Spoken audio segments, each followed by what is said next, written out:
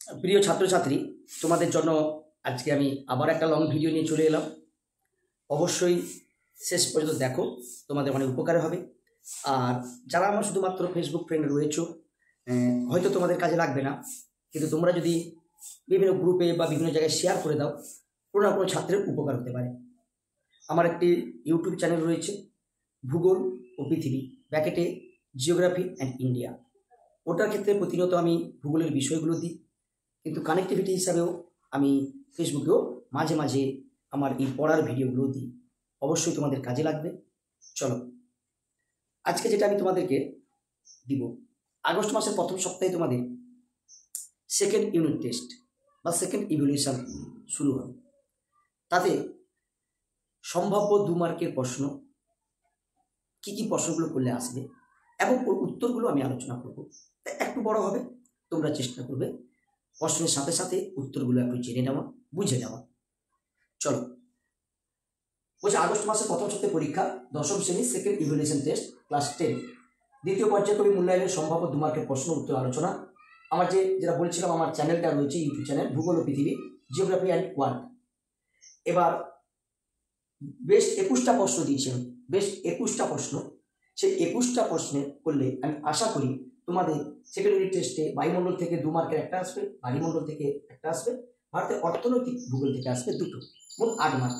আশা করি এই 21টার মধ্যে 8 মার্ক পেয়ে যাবে। তবুও একজন শিক্ষক হিসেবে সেটা আমি বলতে পারি না। তোমরা বইটা যারা খুব ভালো ছেলে, বইটা কিন্তু খুঁটে খুঁটে পড়বে, কিন্তু যারা মাঝারি মানে বা যারা একটু ফাঁকিবাজ, তারা যদি এই কটাও করে নাও, আশা করি তোমাদের প্রশ্নের উত্তরগুলো পেয়ে যাবে।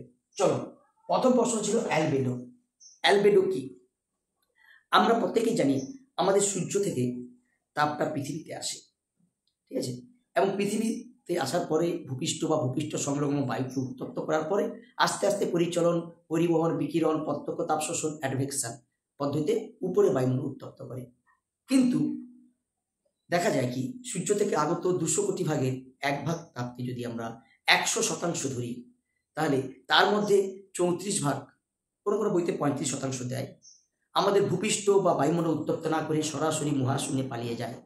তাকে বলে অ্যালবেডো, ঠিক আছে। এটা খুব ইম্পর্টেন্ট। যখন অ্যালবেডো পড়বে, তাহলে বাকি আর থাকছে 66%, সেটা কিন্তু আমাদের পৃথিবীপৃষ্ঠ বা ভূপৃষ্ঠে আসে, বায়ুমণ্ডল বা ভূপৃষ্ঠকে উত্তপ্ত হতে সাহায্য করে। তাকে বলে কার্যকরী সৌর বিকিরণ। অর্থাৎ অ্যালবেডোর সঙ্গে কার্যকরী সৌর বিকিরণ ওতপ্রোতভাবে জড়িত। এবং এক্ষেত্রে তোমরা অবশ্যই তথ্যগুলো দেবে যে এই যে ফিরে যাচ্ছে কোন স্তর থেকে কতটা, মেঘ দ্বারা কত, জলীয় বাষ্প দ্বারা কত, ওগুলোও তোমরা করবে।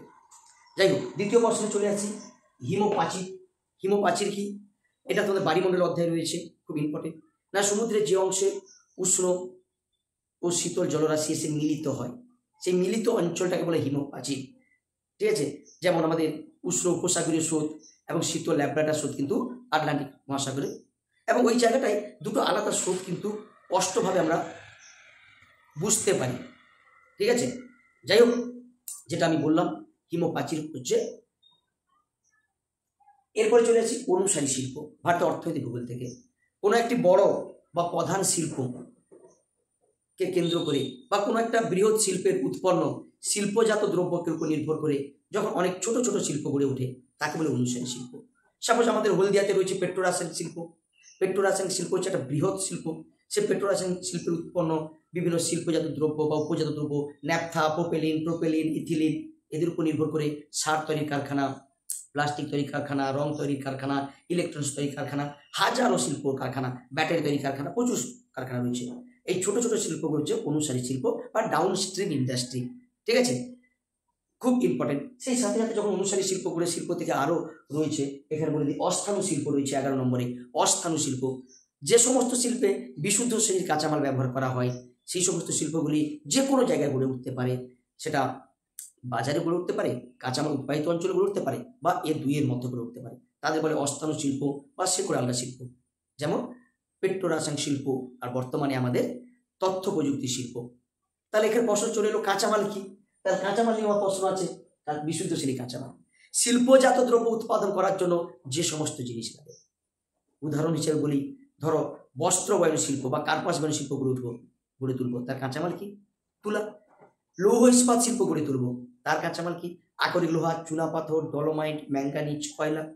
এই কাঁচামাল প্রকৃতিতে দু প্রকারের হয়, একটা বিশুদ্ধ শ্রেণীর কাঁচামাল, একটা অবিশুদ্ধ। বিশুদ্ধ মানে কি, 100 কেজি আমি তুলা দিলাম, 100 কেজি বস্ত্র পেলাম, তাহলে সমান হয়ে গেল। অর্থাৎ 100 কেজি তুলা, 100 কেজি বস্ত্র, এক পণ্য সূচকতাটা আসছে। আবার আখ শিল্প বা লৌহ ইস্পাত শিল্প, লৌহ ইস্পাত শিল্পে 100 কেজি আকরিক লোহা দিলাম, 100 কেজি কি ইস্পাত পাবো না। আমরা লোহার ভাগে পড়েছিলাম ম্যাগনেটাইট, হিমাটাইট, লিমোনাইট, সিডেরাইট, তাতে সর্বোচ্চ পরিমাণ মানে আকরিক লোহাতেও তাদের কাছে 80 থেকে 90% লোহা আছে। কিন্তু এই জায়গায় তোমাদের বলি, এটা কিন্তু অবিশুদ্ধ। 100 কেজি আখ দিলাম, 100 কেজি চিনি পাবো না, 80 কেজি 70 কেজি পেলাম, তাহলে অবিশুদ্ধ।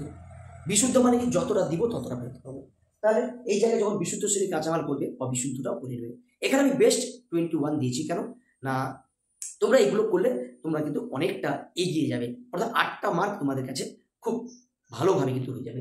পরের প্রশ্ন চলে আসি, সোনালী চতুর্ভুজ এটা ভারতের পরিবহন যোগাযোগে রয়েছে না ভারতের যে 4টি মেট্রোপলিটন শহর মহানগর, দিল্লি, চেন্নাই, কলকাতা, মুম্বাই। আবার বলি, আমাদের কলকাতা থেকে সোজা উপরে যাব দিল্লি, দিল্লি থেকে আসবো পশ্চিমে মুম্বাই, দক্ষিণে আসবো চেন্নাই। এই 4টি মেট্রোপলিটন শহরকে 4 অথবা 6 লেন বিশিষ্ট সড়ক পথ দ্বারা যুক্ত করার যে পরিকল্পনা বা নেওয়া হয়েছিল, এটা মূলত 1999 সালে তৎকালীন প্রধানমন্ত্রী অটল বিহারী বাজপেয়ীর নেতৃত্বে এই কর্মসূচি নেওয়া হয়েছিল, সেটা সোনালী চতুর্ভুজ। ঠিক বর্তমানে 2014 সালকে এই 4টি শহরকেও উন্নত রেলপথ দ্বারা যুক্ত করার যে কর্মসূচি নেওয়া হয়েছে তাকে বলা হয় হীরক চতুর্ভুজ। তাই সোনালী চতুর্ভুজ যখন পড়বে তখন কিন্তু হীরক চতুর্ভুজ পড়বে। অর্থাৎ যেটা বলছি মানে কানেক্টিভ প্রশ্নগুলো অবশ্যই তোমার লক্ষ্য করবে। ধারণযোগ্য উন্নয়ন খুব ইম্পর্টেন্ট, বা সুস্থায়ী উন্নয়ন এটা কি না, বর্তমান প্রজন্মের উন্নয়ন করতে গিয়ে আমরা ভবিষ্যতের কথা ভাবছি না, কিন্তু সুস্থায়ী উন্নয়ন বলে কি না, ভবিষ্যৎ প্রজন্মের জন্য প্রয়োজনীয় সম্পদকে সঞ্চিত রাখো, বাকি যতটুকু আছে ততটুকু নিয়ে বর্তমানে উন্নতি করো, সেটাই হচ্ছে সুস্থায়ী উন্নয়ন। অবশ্যই এক্ষেত্রে পরিবেশকে একটু গুরুত্ব দিতে হবে। বর্তমানে সুস্থায়ী কৃষি ও চলে এসছে, ঠিক আছে। এরপরে আছে ITCZ, এটা বায়ুমণ্ডল থেকে রয়েছে, আমরা জানি এর পুরো নাম ইন্টার ট্রপিক্যাল কনভার্জেন্স জোন বা আন্তঃক্রান্তীয় অভিসরণ অঞ্চল। তোমরা প্রত্যেকে চাপ বলয় পড়েছো, 7টি স্থায়ী চাপ বলয় রয়েছে, এবং কর্কটি উচ্চচাপ ও মকর উচ্চচাপ থেকে যে বায়ু সারা বছর নিরক্ষীয় নিম্নচাপ বলয়তে প্রভাবিত হয় তাকে তোমরা পড়েছিলে আয়ন বায়ু।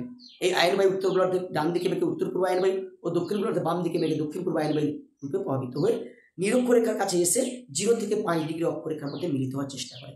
সেই মিলিত অঞ্চলটাকে বলে ITCZ বা ইন্টার ট্রপিক্যাল কনভার্জেন্স জোন।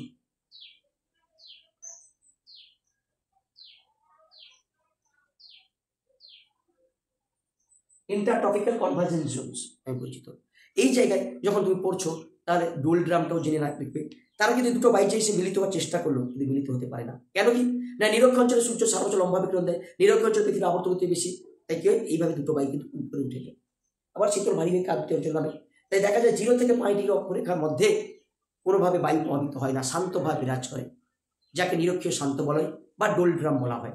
হয়তো এখানে তোমরা 21টা প্রশ্ন দেখছো, কিন্তু আমি আলোচনা করার সময় অনেক প্রশ্ন আলোচনা করছি রিলেটেড, তাই তোমরা কিন্তু শেষ পর্যন্ত দেখবে, ঠিক আছে। আর যদি তোমাদের ভালো লাগে অবশ্যই শেয়ার করে দেবে, কারো না কারো কাজে আসতে পারে।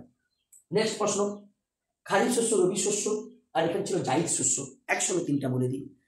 আমাদের ঋতুর তারতম্য অনুযায়ী বৃষ্টিপাত, উষ্ণতা ও হেরফের হয়, ঠিক আছে। সেই ঋতুর বৈচিত্র্য অনুযায়ী কৃষিকে 3 ভাগে ভাগ করা যায়, খারিফ শস্য, রবি শস্য, জায়িদ শস্য। মূলত বর্ষাকালে বা মানে বৃষ্টির জলের উপর নির্ভর করে যে কৃষিকাজটা হয় সেটা হবে খারিফ শস্য। এক্ষেত্রে পুরোভাবে জলসেচ ব্যবস্থা দরকার পড়ে না। ভারতে আমন ধানের চাষ বা পাট চাষ কিন্তু খারিফ শস্যের মধ্যে পড়ে। রবি শস্য শীতকালে মূলত জলসেচের মাধ্যমে যে কৃষিকাজ করা হয় তাকেই বলা হয় কি রবি শস্য। আমাদের গম চাষটা বা বোরো ধান চাষ বা বিভিন্ন শাকসবজির চাষ কিন্তু শীতকালে হয়। আবার গ্রীষ্মকালে যে ফসল চাষ হয় তাকে বলে জায়িদ শস্য। আউশ ধানটা অবশ্যই গ্রীষ্মকালে। যখন এই রবি শস্য, খারিফ শস্য বা জায়িদ শস্য করছো, এখানে মিলেটটাও কি জেনে রাখবে। মিলেট হচ্ছে শুষ্ক মরু বা মরুপ্রায় অঞ্চলে যেখানে বৃষ্টিপাত খুবই কম হয়, সেই সমস্ত অঞ্চলে অত্যাধিক শুষ্কতা সহ্যকারী কিছু ফসল চাষ করা হয়, যেমন জোয়ার, বাজরা, রাগি। এই 3টি নিকৃষ্ট বা ক্ষুদ্র দানা শস্য চাষ করাকে বলা হয় মিলেট, ঠিক আছে। নেক্সট প্রশ্নে চলে আসি, বাগিচা ফসল, এই বাগিচা ফসল কিন্তু একটা হচ্ছে কি অর্থনৈতিক এইভাবে বাণিজ্যিক ফসলের মধ্যে পড়ে।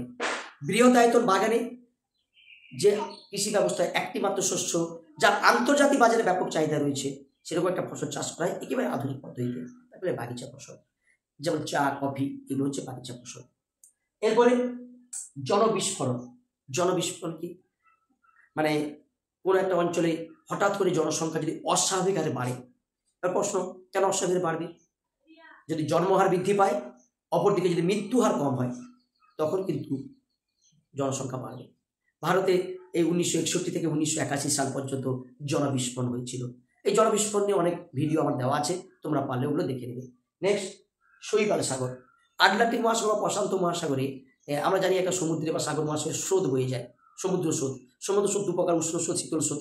কোনো কোনো জায়গায় 3টি বা 4টি স্রোত পরস্পর মিলিত হয়ে যায়, যে একটা চক্রাকার জলাবর্ত তৈরি হয়, এবং সেই চক্রাকার জলাবর্তনের মাঝখানে অংশটি একেবারে জল স্থির থাকে, তাই সেখানে প্রচুর শৈবাল বা অ্যালগি জাতীয় উদ্ভিদ জন্মায়, তাকে বলে কি শৈবাল সাগর।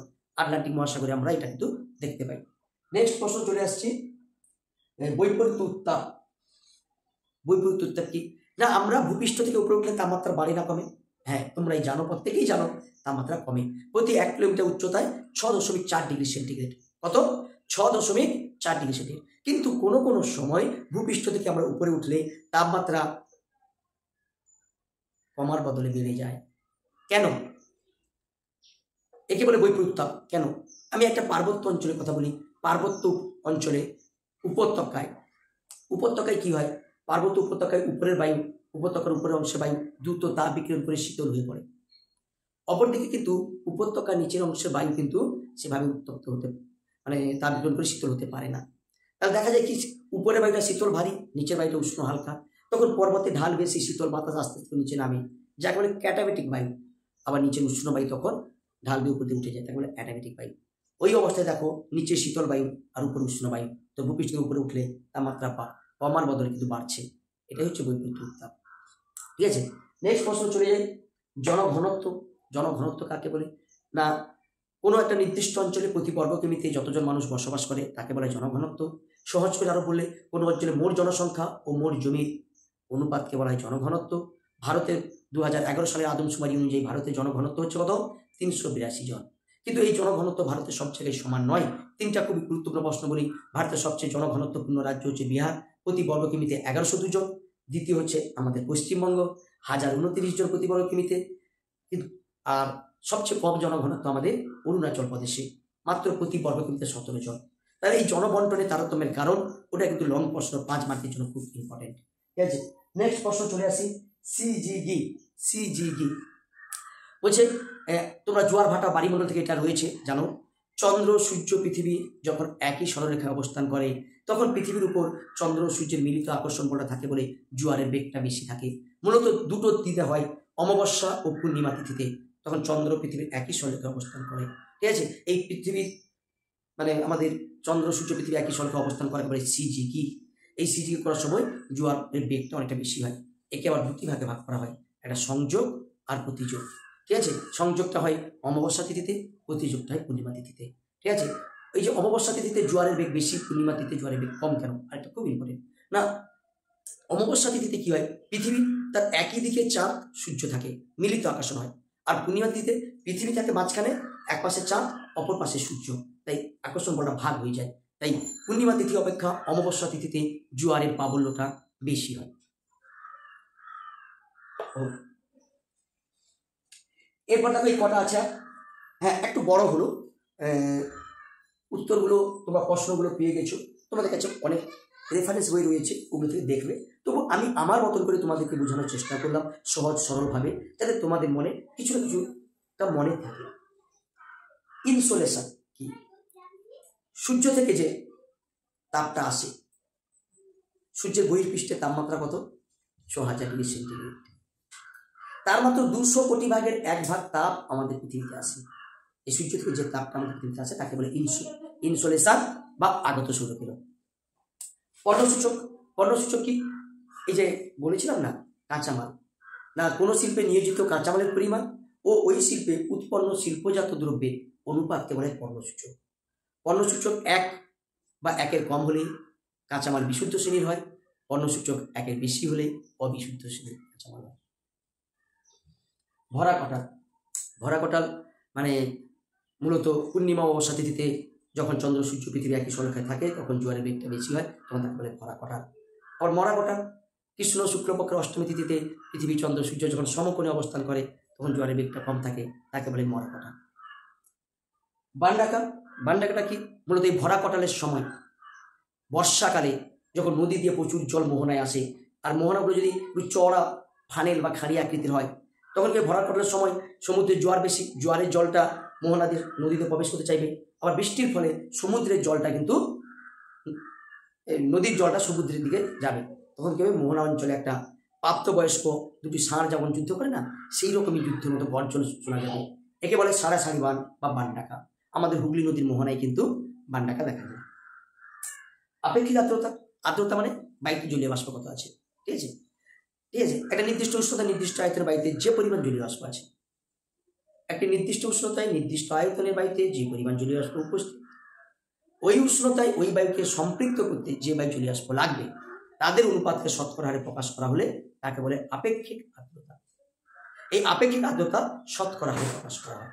মোটামুটি যে প্রশ্নগুলো আমি বেস্ট আবার বলি 21টা প্রশ্ন দিয়েছি, কিন্তু আলোচনা করার সময় 21 থেকে 31 হয়ে গেছে।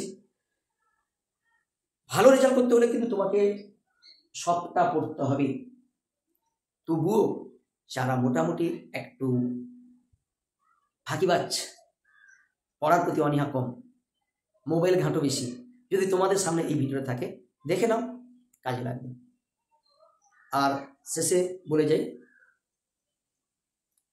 প্রফেশনালিভাবে যদি কারো বুঝতে অসুবিধা থাকে, কোনো ছাত্রী যদি কোনো অধ্যায়ের সমস্যা হয়, তোমরা কমেন্টে লিখবে কোন অধ্যায়ের কোন প্রশ্ন সমস্যা হচ্ছে, আমি কিন্তু উত্তর রেডি করে দেবো।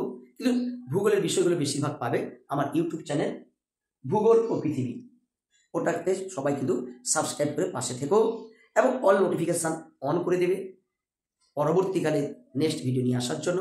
কারণ এরপরে 1-2 দিন অন্তর আমি ছাড়ছি 3 মার্কের প্রশ্ন, 5 মার্কের প্রশ্ন, মাধ্যমিকের টেক্সট প্রশ্ন, ঠিক আছে, এবং ষষ্ঠ শ্রেণী থেকে দ্বাদশ শ্রেণী সমস্ত রকমই প্রশ্ন পাবে ভূগোলের উপরে। পাশে থেকো, পাশে আছি। ধন্যবাদ।